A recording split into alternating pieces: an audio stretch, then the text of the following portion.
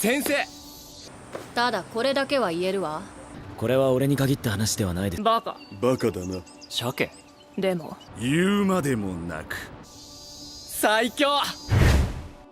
Gojo Satoru, l'homme étant appelé le plus fort de son œuvre, que ce soit par les personnages, par les lecteurs et spectateurs de Jujutsu Kaisen. Et pour ces derniers, j'ai envie de dire que ça a réellement commencé quand il nous a sorti ceci. 領域展開無料空所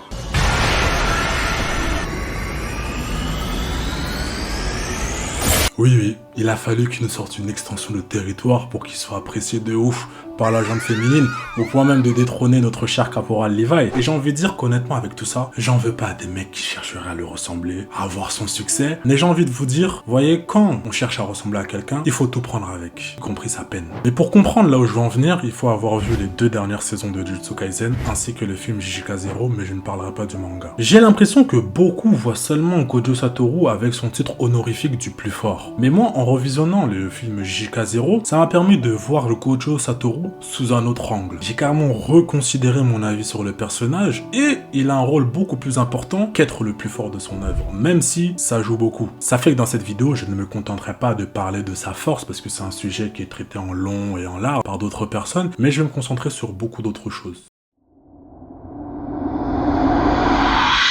On le voit souvent souriant, charmant, mais être Gojo Satoru n'est pas de tout repos. Depuis qu'il est petit, il endosse un rôle très important dans le monde de l'exorcisme. Il a le 6e œil, il est chef de la famille Gojo. En fait, il est la personne sur qui tout repose. Et ça, il a très bien compris au point de s'autoproclamer. 大丈夫僕最強だから À Shibuya, juste après son scellement, t'as des exorcistes noirs qui nous disent que tellement ils avaient chaud le Gojo, et ça dès sa naissance, ils ont cessé toute activité. Est-ce que vous voyez la dinguerie? Et tout ça avec un seul regard, hein. Téma. D'autres comptaient les conseils, mais eux là, ils s'y croyaient trop. On les avait d'abord prévenus, hein. Attention, le dernier fils de la famille Gojo est né, il a le 6e œil. Ils ont voulu vérifier. Voilà, maintenant chômage anticipé. Et là, j'ai parlé des exorcistes, mais en vrai, c'est pareil pour les fléaux. En fait, quoi que tu fasses, Gojo Satoru va t'arrêter. Tu veux faire quoi? C'est une dinguerie d'avoir une domination pareille, une influence pareille. Et c'est pour ça que Jogo, il faisait que dire Kenjaku, parce que oui, maintenant on peut dire son blaze. Ouais, mon ref, t'es sûr il sera affaibli, hein? Mon gars, comme on dit chez moi, t'as lu l'heure. Non, franchement, l'influence de Gojo est vraiment folle, parce que juste après son salement, on a vu qu'en fait, c'était devenu quartier libre. Toji qui revient à la vie, Sukuna contre Jogo, Maito qui fait un massacre et sans parler des conséquences avec de lourdes séquelles côté exorciste, avec blessures et décès. Mais en soi, la raison de cette influence et de ces conséquences se retrouve dans le passé. Oui, Gojo est fort, mais est-il le seul à être fort? Ou plutôt, qu'est-ce qui a changé au point qu'il soit le plus fort?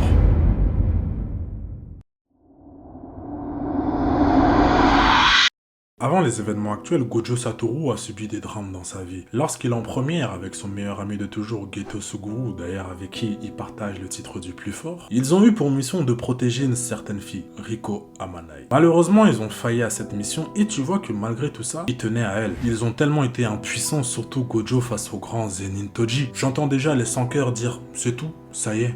Tu maxes pour rien. Mais ces gens-là, je les mets au défi de tenir dans leurs bras le corps inerte de la fille avec qui vous avez noué des liens, à qui vous deviez protéger. Et par-dessous tout, entendre des gens ricaner parce qu'elle est morte. Surtout que ce qu'il faut prendre en compte, c'est que ce duo-là n'avait jamais perdu auparavant. Ils étaient très sûrs d'eux. Et cet échec-là, ça les a fait reconsidérer pas mal de choses. Parce que oui, on faisait face à un excès de confiance frôlant l'arrogance, en particulier Gojo. Et nous, on l'a vu, la désillusion est totale. Le choc devait être terrible. Mais le problème, c'est que ce n'est pas tout. J'ai parlé du fait que son influence se situait dans le passé. En effet, son combat avec Zenin Toji lui a permis de développer un nouveau pouvoir. Cependant, ça créera une grande frustration, que dis-je, un complexe chez son meilleur ami n'ayant jamais existé, Geto Suguru. Ce dernier qui, 1 an après la mort de Riko Amanai, va déserter. Et on voit l'impuissance de Gojo qui n'aura pas su l'éliminer alors que Geto représentait une menace pour le monde des exorcistes. J'ai dit qu'il n'a pas su le faire parce qu'il avait la possibilité de le faire car comme Geto lui-même le dit, できるだろうサトル君は五条悟だから最強なのか最強だから五条悟なのか。 Wow, non, quelle phrase. Ça veut dire que le tout-puissant est impuissant. En fait, il a une faiblesse, il a aussi un cœur. Et après tout ça, dans la tête de Gojo, ça a cogité. Il en est venu à la conclusion que, en fait, t'as beau être le plus fort, mais tu peux pas sauver quelqu'un qui n'a pas envie d'être sauvé. Je vais vous faire part d'un exemple que ma matière grise a produite. Tu prends quelqu'un qui veut se suicider, tu vas l'en empêcher, mais qui dit qu'elle va pas recommencer demain, après-demain, dans 3 jours, dans 4 jours, dans 1 semaine, donc... Tu ne peux pas arrêter quelqu'un, tu ne peux pas sauver quelqu'un qui n'a pas envie d'être sauvé. Attention, tu peux essayer, mais rien ne garantit que tu réussiras. Je suis ouf. Bref, rien qu'avec ces 2 événements, on voit que être le plus fort ne signifie pas être le plus heureux. Pour ce 3e drame, je ne vais pas me reposer sur l'histoire principale étant donné qu'en fait elle n'en parle que vaguement, elle n'y fait que des allusions, mais plutôt sur le film Jujutsu Kaisen 0. Je suis vraiment friand des moments comme ça, des parallèles entre Gojo et Geto. Ce qui met en avant leur relation, et tu vois que leur relation, elle était comasse. Des chemins opposés, alors qu'ils avaient le même point de départ. Oh, voilà que je m'improvise poète. C'est triste et beau à la fois. Puis vint un moment où on a Yuta vs Geto, et ce dernier finit grièvement blessé. Et le plus tragique dans tout ça, qui définit mon 3e drame, c'est que c'est Gojo qui va mettre fin à ses jours. Imagine-toi, t'as un meilleur ami qui va mettre fin à ses jours. Parce qu'il a vrillé. Come on, man. Et tu vois que leur relation, il est bien, parce qu'à un moment donné, t'as Gojo qui envoie Inumaki et Panda au lycée, parce que Geto y était. Et il fait comprendre à Geto qu'en fait, il a fait exprès de les envoyer. Parce qu'il savait que son meilleur ami n'irait pas jusqu'au bout. Il faisait confiance à son gars sûr, et ça, c'est une belle amitié. D'ailleurs, j'en profite pour te dire que j'ai déjà fait une vidéo sur Geto Suguru, où sa relation avec Gojo est beaucoup plus développée que dans cette vidéo-là. Je vais refaire cette vidéo-là, parce que voilà, je vais encore plus la travailler, mais elle est déjà disponible, et si tu vois cette vidéo, quand la deuxième est déjà disponible, va voir la deuxième.